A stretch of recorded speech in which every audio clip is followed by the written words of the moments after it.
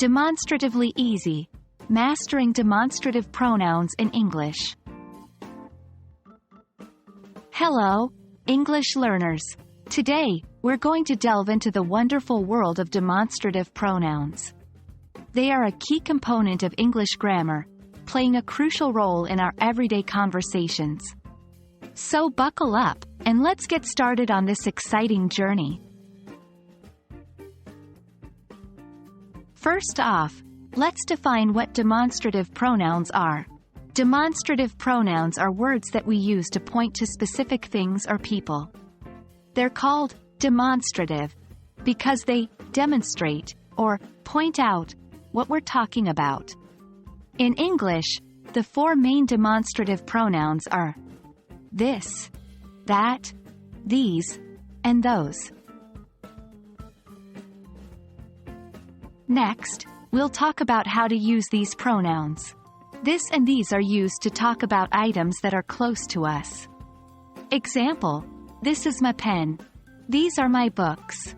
That and those are used to discuss items that are farther away. Example: that is your car. Those are your glasses. Let's distinguish between singular and plural demonstrative pronouns. This and that are singular demonstrative pronouns, meaning they refer to a single item. These and those are plural, meaning they refer to more than one item. Remember, the distance and number of items you're referring to determine which demonstrative pronoun to use. It's important to know that these words can also be demonstrative adjectives. What differentiates them?